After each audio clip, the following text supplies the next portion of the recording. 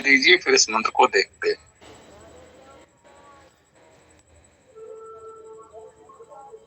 स्वामी जी, क्या वेदों में दहेज प्रथा का वर्णन है?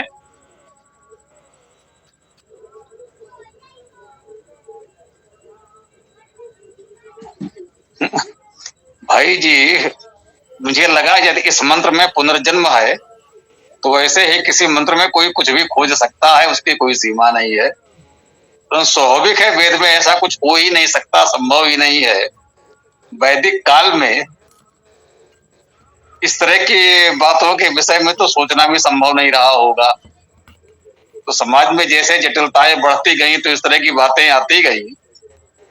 जो आज की बातें, आज की समस्याएं हैं, उसकी तो कल्पना भी इस युग में नहीं की जा सकती थी। जी धन्यवाद स्वामी।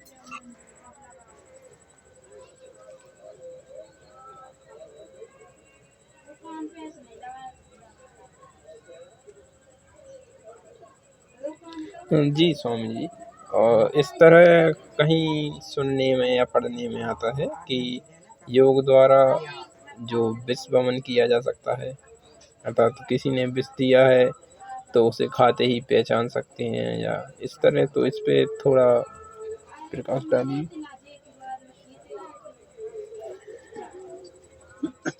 भैया, कोई कर सकता है तो वो सामने आए, समाज का हित हो, मैं यही कह सकता हूँ। ये बातें व्यर्थ की सैद्धांतिक चर्चा के लिए नहीं है। जो कहता है कि ऐसा संभव है, उससे कहिए बड़ी कृपा है आपकी, आप सामने आइए और लोगों का भला कीजिए। यदि वो ऐसा कर सकता है तो बात ठीक है, नहीं कर सकता है तो फिर व्यर्थ की बात है। उस पर अपना समय और ऊर्जा नष्ट मत कीजिए।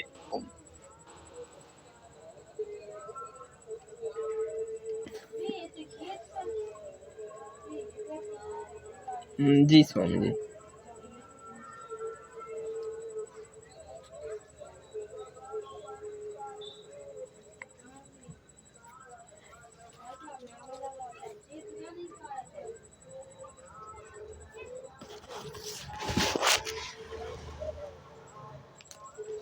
जी, तो अन्य किसी साथी का प्रश्न हो तो रखे, अन्यथा फिर पाठ की ओर बढ़ेंगे।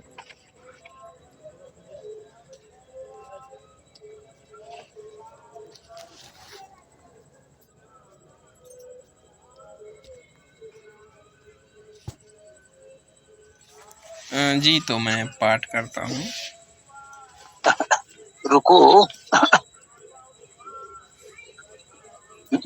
ये योग की बात आई है तो भी मुझे ध्यान आया, कुछ लोग हैं अभी ऐसे जो बहुत सी बातों की चर्चा करते हैं। योग बल से हनुमान जी उड़ लेते थे, ये बात तो ठीक है।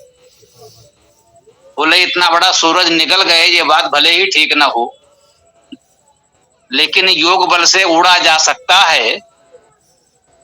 अब वो पृथ्वी से उड़कर सूरज तक पहुंच गए थे या नहीं, लंका से हिमालय तक उड़कर तो चले ही आए होंगे। एक रात में आए भी और गए भी। योग बल से हो सकता है। ऐसे प्रकरण बहुत से आएंगे जो लोग कहेंगे, हमारा यही कहना होता है, भैया जी बड़ी कृपा है, कोई बात नहीं, हनुमान जी बहुत बड़े योगी रहे होंगे, आप उतने बड़े नहीं हो, तो थोड़ा बहुत तो आप भी प्रदर्शन कर सकते हो। आप लंका से हिमालय तक नहीं तो आप अपने नगर ग्राम में थोड़ा सा तो प्रदर्शन कर सकते हो। कुछ दूरी तक, कुछ समय, कुछ मिनट तो आप करके दिखाओ, जरा उड़ के दिखाओ तो हमें। नहीं नहीं, वो तो हनुमान जी ही कर सकते थे। तो फिर अपनी बोलती बंद रखो। जो असंभव है वो असंभव है। जो आप कर सकते हैं, कोई व्यक्ति अभ्यास परिश्रम से उससे कहीं अधिक कर सकता है, ये बात तो समझ में आती है। परंतु जो बात प्राकृतिक रूप से संभव नहीं है वो नहीं है। बात आपने योग की ला दी है तो मुझे लगा, जैसा कि मैंने पहले भी निवेदन किया है कि योग पर हमने भी पर्याप्त कार्य किया है। और इधर रामदेव जी जैसे लोगों के सामने आ जाने पर हमने छोड़ दिया कि हमने कहा चलो आप अच्छा कर रहे हो करो। तो हम पूरी तरह वेद को समर्पित हो गए।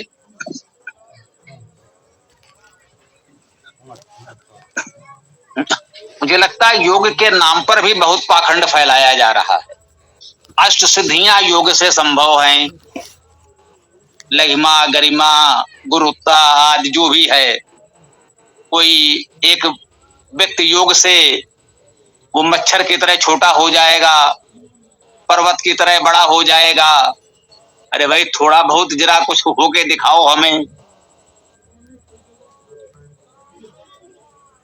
योग को भी लोगों ने एक चमत्कार, कल्पना, असंभव, फैंटासी बना दिया है कि योग से कोई कुछ भी कर सकता है। तो किसी सीमा तक आप करके दिखाओगे तभी माना जाएगा, है ना। जो लोग इस प्रकार की बातें कर रहे हैं, हमें वास्तव में दृढ़ता से होता क्या है, आस्था के सामने हम लोग निरुत्तर यूं कहें कि संकोच में कुछ कहने का साहस नहीं कर पाते। इससे आस्था को चोट पहुंचेगी तो लोग हमें क्या कहेंगे। आस्था और अंधविश्वास का अंतर हमें करना होगा, चाहे जितने बड़े व्यक्ति का नाम कोई सामने ले आए। इसमें ध्यान रखिएगा। कभी कभी होता क्या है, जैसे हम लोग दयानंद जी का बहुत सम्मान करते हैं, तो कोई दयानंद जी की कोई बात, अब वो कितनी सत्य है कौन जाने, उनके साथ ऐसा हुआ था, उन्होंने ऐसा किया था, या उन्होंने उस पुस्तक में ऐसा लिखा है, तो ये कहकर हम लोगों को चुप कराने का प्रयास किया जाता है। हमारा एक ही निवेदन है कि भाई आप करके दिखा दो। योग की अपनी उपयोगिता है, उसका लाभ उठाइए, लेकिन योग का ये अर्थ नहीं है कि आप जो भी कल्पना करेंगे वो सारे चमत्कार योग के नाम से होते चले जाएंगे। जो प्राकृतिक सत्य है उसको नकारा नहीं जा सकता। प्राणायाम, सांस लेना, रोकना, ये जो चिकित्सा शास्त्र आयुर्वेद का विषय है, कोई व्यक्ति कितनी देर तक बिना श्वास लिए रह सकता है, उसकी एक सीमा है, उससे अधिक कोई नहीं कर सकता। वो चाहे जितना बड़ा महायोगी होने का ढोंग करता हो, मैंने कड़े शब्द का प्रयोग किया है, चाहे जितना बड़ा महायोगी करने का ढोंग करता हो, अपने आप को कितना बड़ा योगी समाधिष्ट बताता हो, परंतु प्रकृति के नियमों का उल्लंघन वो नहीं कर सकता है। जो वैदिक ऋतु व्यवस्था है, उन प्राकृतिक नियमों का उल्लंघन नहीं कर सकता। हम मानते हैं उनका उल्लंघन तो परमेश्वर भी नहीं करता, कोई व्यक्ति कैसे करेगा। तो बात आ गई तो मुझे लगा कि ये बात पूरी तरह स्पष्ट रखें, कहीं किसी भ्रम में न पड़े। वेद का अर्थ करते समय लोग सारा आज की टेक्नोलॉजी, सारी तकनीक वेद में दिखाने का प्रयास कर रहे हैं। ये भी हास्यास्पद है। वेद सब सत्य विद्याओं का पुस्तक है, सबके बीज उसमें उपलब्ध हैं, हमारे जीवन के लिए पर्याप्त मार्गदर्शन उपलब्ध है। वेद में जितना है उतना पूरी तरह सत्य है, उसकी कोई बात अब तक असत्य सिद्ध नहीं हुई है। इसका ये अर्थ बिल्कुल नहीं है कि आधुनिकतम तकनीक जो कुछ भी खोजी गई है, जो खोजी जाएगी, वो सब आपके वेद में मिल जाएगी। और पहले की बात है, आर्य समाज में ही एक ने कहा, दशकों हो गए होंगे तब हम भी, बहुत अच्छी बात है, बोले जो भी नई खोज होती है आप आके बता देते हो, ये तो मेरे वेद में पहले से ही है। तो बोले भैया ऐसा करो, तुम्हारे वेद में क्या क्या है उसकी एक सूची बनाकर दे दो, कुछ बचा हो तो हम उसकी खोज करें। तुम्हारे वेद में तो पहले से ही है, तो वेद पढ़ करके तुम वो क्यों नहीं बना लेते पहले से। तो वेद पढ़ करके इन अंधविश्वासी, पाखंडी बाबाजी लोगों ने कुछ बनाया हो, ऐसा तो आज तक हुआ नहीं। ना प्राचीन काल में, मध्यकाल में हुआ, ना आधुनिक काल के ऐसे कोई दावा करने वाले कर पाए। व्यर्थ की बातें करते रहते हैं। इससे वेद की गरिमा गिरती है। मैं कहना चाहता हूं, वेद में जो वास्तव में है उधर लोगों का ध्यान ही नहीं जाता। जो वेद से लाभ उठाया जा सकता है वो हो ही नहीं रहा है। तो जो वेद का प्रचार प्रसार हो सकता है, उससे समाज का लाभ हो सकता है, वो हो ही नहीं रहा है। बस यही काल्पनिक बातें हो रही हैं कि वेद में तो सब कुछ हो जाएगा। वेद में सारी तकनीक है और योग से व्यक्ति कुछ भी कर सकता है। योग के बल पर कोई व्यक्ति यहां से उड़ करके चंद्रमा मंगल सूरज तक जा सकता है। अरे भाई, चंद्रमा मंगल सूरज तक बाद में जाना, तुम जरा उड़ उड़ करके बिना सीढ़ी के घर की छत तक ही जा करके दिखाओ। तो हम मान ले भी आप इतना कर पाए हो, कुछ और अभ्यास करोगे तो हो सकता है कुछ और अधिक भी करने लग जाओ, लेकिन कुछ तो करके दिखाओ। तो ये बातें थोड़ा तीखी हैं, कठोर हैं, लेकिन ये आवश्यक है। हमें दुख है कि स्वयं को आर्य समाज से जुड़ा हुआ तार्किक कहने वाले कुछ पाखंडी बाबा इस तरह की बात कर रहे हैं। मैं उन्हें पाखंडी बाबा ही कह रहा हूं, भले ही वे आर्य समाज से जुड़े हों और अपने आप को बहुत बड़ा वैदिक जाने क्या कहते हों। उन्होंने वेद पढ़ा नहीं, वेद पढ़ाया नहीं, एक ही पहचान है। एक महत्वपूर्ण विषय है कि आर्य समाज में बहुत से वेद विरोधी घुसपैठ कर गए हैं और वो दयानंद का नाम लेकर सच्चे वैदिक लोगों को डराना चाहते हैं, उनको किनारे करना चाहते हैं, उनकी निंदा करना चाहते हैं। उनकी पहचान बता देता हूं। ऐसे लोग वेद पढ़ते नहीं, वेद पढ़ाते नहीं, वेद की बात करते नहीं, शेष सारी बात करेंगे।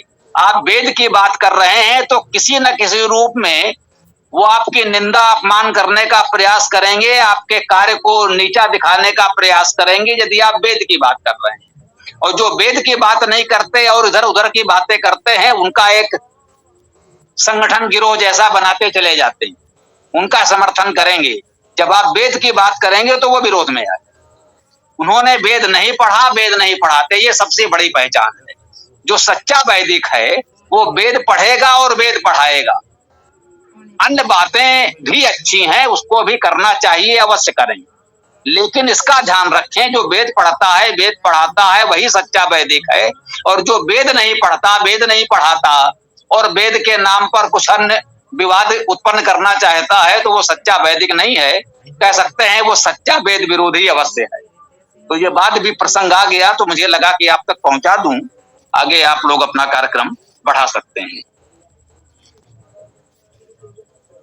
जी, मैंने एक स्थान पे पढ़ा था कि महर्षि दयानंद जी ने कहा था कि ये जो अड़िमा गरिमा लघिमा आदि सिद्धियां हैं, ये जो है ये शरीर की सिद्धि नहीं है, इनका संबंध मन से है। ये मानसिक किस प्रकार का बल है, शरीर से रिलेटेड नहीं है, ऐसा मैंने कहीं पढ़ा था। जी, ये बात तो बिल्कुल ठीक है। ये मनोबल है, मन की बात है, तन की बात नहीं है। अब महर्षि ने स्पष्ट किया है, यदि आपने पढ़ लिया है तो आपके समझ में आ गया। लोग आपको भ्रमित करेंगे, अरे भाई महर्षि दयानंद जी ने भी इनकी सिद्धियों की बात की है, आप कैसी बात करते हैं। अब महर्षि दयानंद जी ने कहां पर, किस भाषा में, किन शब्दों में इसको स्पष्ट किया है, वो तो भाई ने देखा सुना नहीं, भ्रम फैला रहे हैं। तो बिल्कुल ठीक कहा। तो हरीश जी जुड़ चुके हैं हमारे साथ। आज का जो ये मंत्र दिया गया है, बता रहे हैं कि इसमें पुनर्जन्म जैसा कुछ है, लेकिन हमें तो कहीं पुनर्जन्म जैसा कुछ दिख नहीं रहा है। आप बताएं हरीश जी, इसका क्या करना है।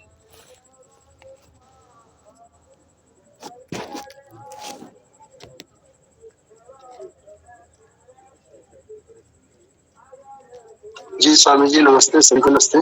अब एक पुस्तक देख करके बताता हूँ।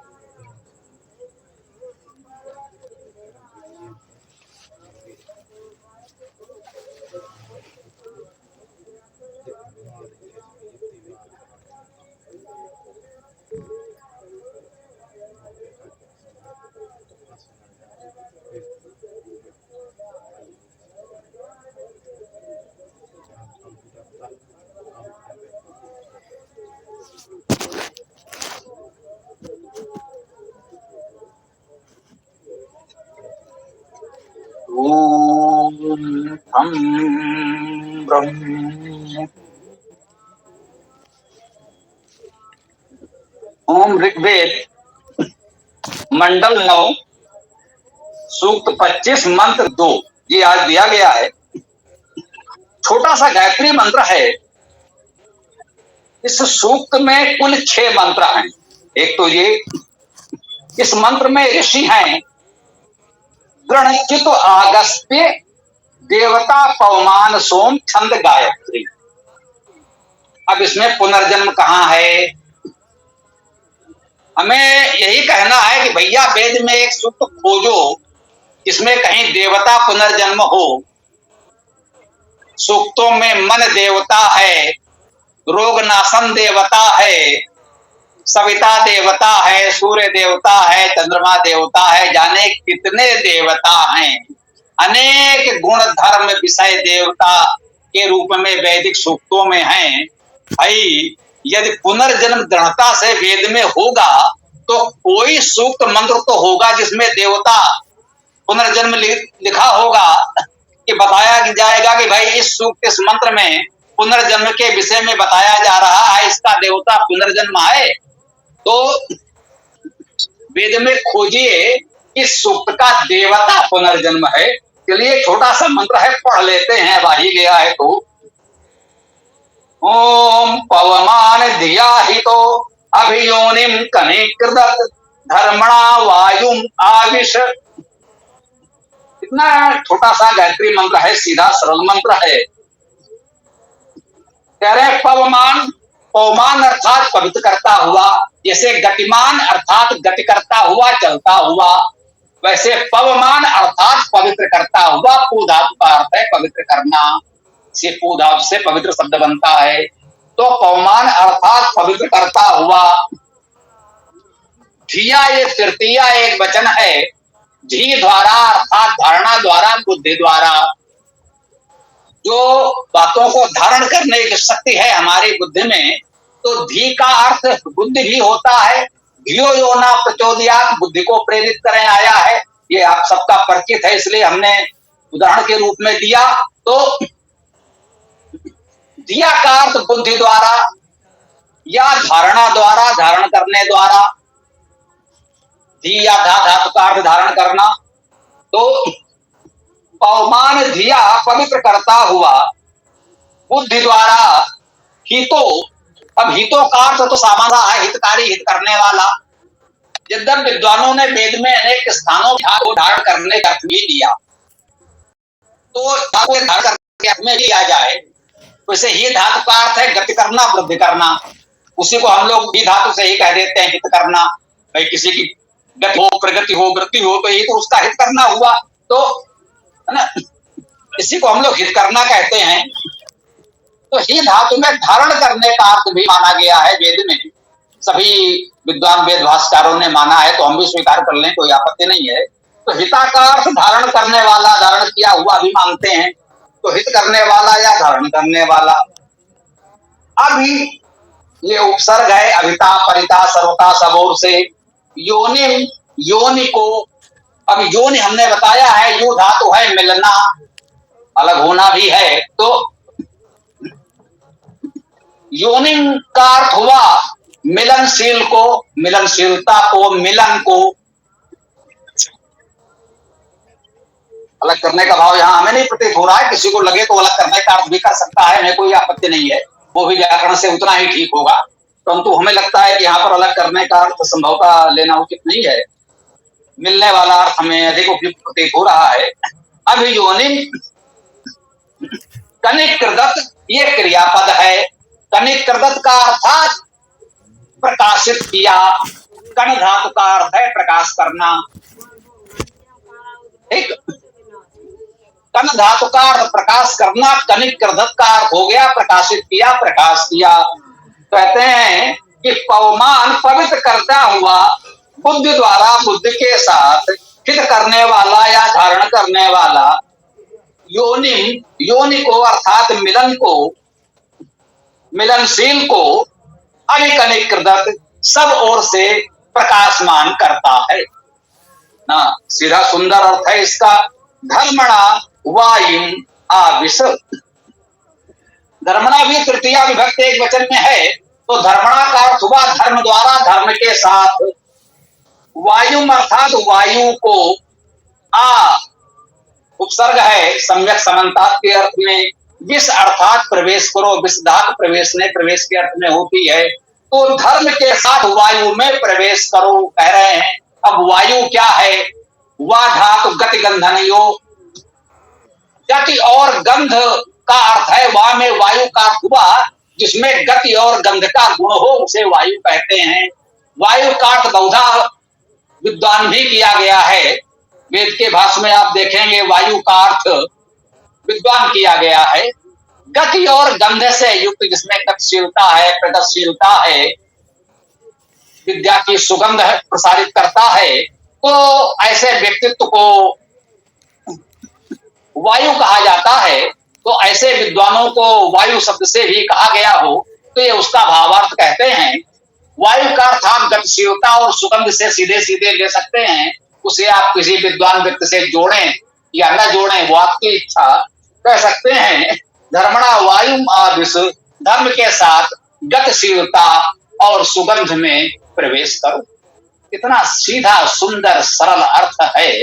अब इसका कोई कहां कैसे ले जाकर अनर्थ कर रहा है, तो इसको तो यही कह सकते हैं कि यदि इस मंत्र में कोई ऐसा अर्थ खोज सकता हो तो मुझे लगता है वेद के किसी भी मंत्र में कोई भी अर्थ खोजा जा सकता है या किया जा सकता है।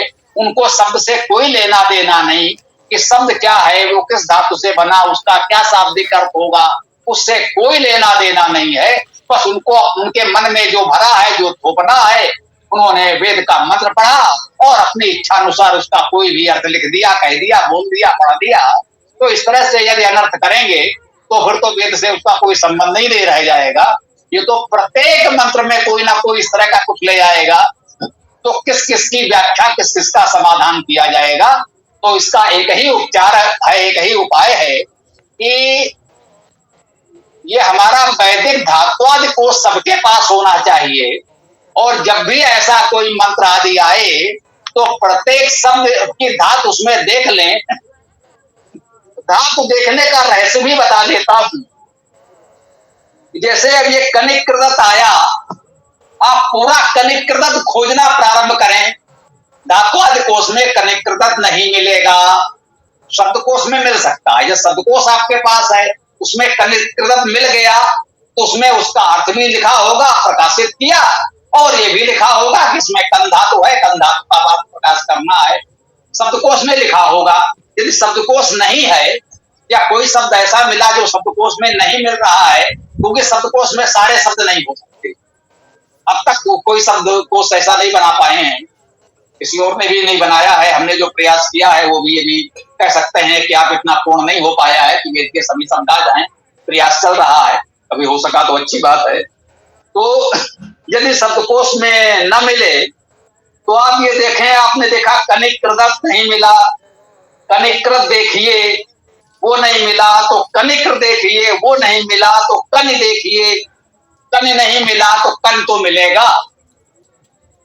अर्थात उस शब्द का प्रारंभ के कुछ अक्षर, कुछ वर्ण आपको धात्वादि कोश में मिलेंगे, क्योंकि अकारादि क्रम से है, आप देखते चले जाएंगे, मिलेगा, और वही धातु है, वही उसका अर्थ है, वो आपको मिल जाएगा। बहुत सरल तरीका बता दिया, ऐसे आप लोग देख लिया करें।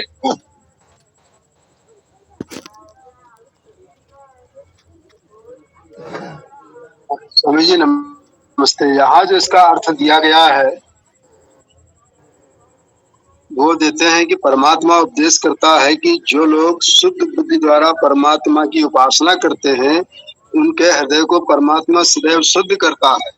तात्पर्य यह है कि अपहत पापमादि परमात्मा के गुणों को वही पुरुष धारण कर सकता है जो पुरुष योग साधना आदि द्वारा संस्कृत की हुई बुद्धि के साथ परमात्मा का ध्यान करता है। जब जिज्ञासु पुरुष उस स्वतः प्रकाश ब्रह्म को अपने योग सामर्थ्य से देखता है तो पूर्ण पाप से छूटता है। अर्थात जिस प्रकार वह परम पुरुष निष्पाप है उसी प्रकार वह भी निष्पाप होकर उसके सत्यादि गुणों को धारण करता है। इसी का नाम मुक्ति है। यहाँ पर इस तरह से लिखे। और जो पंडित जी पढ़ाते हैं, जिसको मैं अक्सर बताता हूँ, वो साहिब भास पुस्तक से बताते हैं, गंगा साहिब शर्मा वाला। उसमें लिखा हुआ है इसके लिए,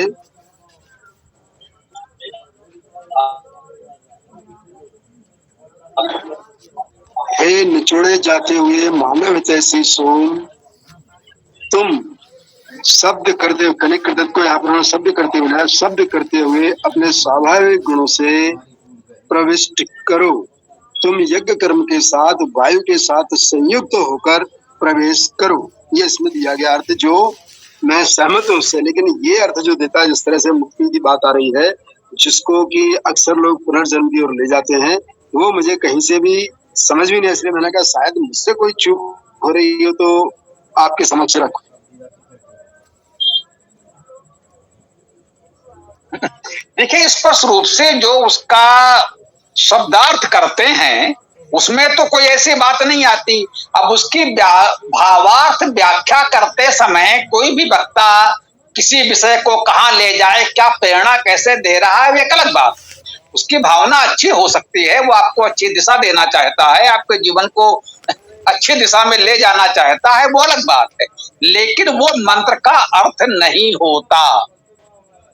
मंत्र का अर्थ तो उतना ही है जितना मंत्र में जो शब्द लिखा है उसका जो शाब्दिक अर्थ धातुज अर्थ है, बस उसका अर्थ तो उतना ही है। शेष लंबी लंबी व्याख्याएं कोई विद्वान कितना भी करे, अच्छी व्याख्या करेगा, लोगों को अच्छी प्रेरणा देगा तो लोग उसकी प्रशंसा भी करेंगे। लेकिन इतना जागरूक पाठक अध्येता को समझना चाहिए कि मंत्र का अर्थ तो उतना ही है जितना उसके शब्द हैं, उस शब्द का जो शाब्दिक अर्थ है केवल उतना ही। ऐसे ही मुझे ध्यान आया, दशकों पूर्व जैसे योग वगैरह की जो हम लोग बात करते थे, योग शिविर वगैरह करते थे, तो एक ने कहा कि भाई योग दर्शन में ये बातें हैं, ऐसे ऐसे बहुत सी बातें हैं। तो मैंने कहा योग दर्शन में तो कहीं मुझे नहीं दिखी है। योग दर्शन मेरे पास स्वाभाविक है, इतना करते थे तो उस समय तो होगी, अब हो या ना हो। हमने निकाला, भाई ये रखी है योग दर्शन, देखो भाई ये इसमें कहाँ है। बोले नहीं इसमें नहीं होगी, वो बड़ी वाली योग दर्शन में। बड़ी वाली क्या होता है भाई? योग दर्शन पुस्तक तो इतनी ही है, सूत्र इसमें पूरे लिखे हुए हैं ना। योग दर्शन में है तो उतना ही माना जाएगा जितना योग दर्शन के इन सूत्रों में है। और बाकी वो बता रहे थे कोई ग्रंथ है जो बहुत भारी भरकम है, जो हमारे वेद भाष्य है, शायद उससे भी बड़े हो। तो अब स्वाभाविक है, सूत्र तो छोटा सा है, उसका शाब्दिक अर्थ लिखा और उसकी व्याख्या विस्तार करते हुए, लाभ बताते हुए उन्होंने अनेक बातें जोड़ दी, हठ योग प्रदीपिका से भी और अपने अनुभव से भी, और समाज में फैली हुई अनेक जानकारियां, भ्रांतियां जो भी आप कह लें। अब लोगों को भ्रम हो रहा है, वो पुस्तक तो योग दर्शन थी, पुस्तक का शीर्षक तो है योग दर्शन। योग दर्शन का भाष्य, प्रवचन, व्याख्या जो भी कह लीजिए, तो लोगों ने कहा साहब योग दर्शन वाले में था। तो ये भ्रम होता है। तो जागरूक अध्येता को ये समझना चाहिए कि मूल ग्रंथ के जो शब्द हैं, चाहे वेद है, योग दर्शन है या कोई भी पुस्तक है, तो जो उसका मूल सूत्र है, जो मंत्र है, जो सूत्र है, उसमें जितने शब्द हैं उनका अनुवाद करके जो अर्थ आया वही प्रमाण है। उसकी व्याख्या में जो कुछ कहा गया है वो व्याख्याकार की भावना हो सकती है, उसका सम्मान कर सकते हैं, लेकिन आप ये नहीं कह सकते कि ये वेद मंत्र में ऐसा कहा गया है। आप कहें उस व्याख्याकार ने ऐसा कहा है। ये अंतर करना सीख जाइए तो ये भ्रम दूर हो जाएगा। ये भ्रम लगभग सर्वत्र है और सभी पुस्तकों में इस तरह की बातें फैली हुई हैं। तो अब हमारा उद्देश्य यही है, मुझे लगता है वो समय अब समाप्त हो जाना चाहिए कि हम एक एक मंत्र की केवल व्याख्या करके आपको ले आए। तो व्याख्या करना अब आप लोग, बहुत लोग सीख गए मुझे लगता है। तो जो लोग अब साहस करें, मैं चाहूंगा कि ये मंत्र कौन सा करना है वो थोड़ा पहले लिखा जाए और आप लोग देखें कि उस मंत्र को जैसा कि मैंने बताया उस प्रकार से एक एक शब्द का धातुज अर्थ तैयार करें और आप उसकी व्याख्या करें। जहां आवश्यकता हो हमसे पूछें, हमें बताएं। मंत्र की व्याख्या हमारे ऊपर मत छोड़िए, इतना मैंने परिश्रम किया, उसकी सार्थकता यही है कि अब ये कार्य आप लोग करने लगे। मुझे लगता है हरीश जी इतना सक्रिय हैं बहुत प्रयास कर रहे हैं, तो ये दायित्व आप भी संभालें और आगे बढ़ें। हो सकता है और लोगों का भी साहस बढ़े तो और लोग भी आगे आए। जैसे देखिए उस दिन सोमनाथ जी ने मंत्र की व्याख्या की, हमने तो पाठ करने के लिए कहा, उन्होंने मंत्र की व्याख्या कर दी, अच्छा लगा। तो इस प्रकार से आप लोग प्रयास करें। जो व्याख्या हमने कर दी है वो तो सरल है, उससे देख करके समझ के आप कर सकते हैं। लेकिन जो व्याख्या अभी तक हमने नहीं भी की हो, जैसे यही मंत्र आया अभी आज ही हमने किया, तो प्रयास करें इसको आप भी करें। जैसे हमने किया ऐसे ही धात्वाद कोष रख के करें। हाँ, धात्वाद कोष जिनके पास नहीं है उनको मंगाना पड़ेगा, ये बात बिल्कुल ठीक है।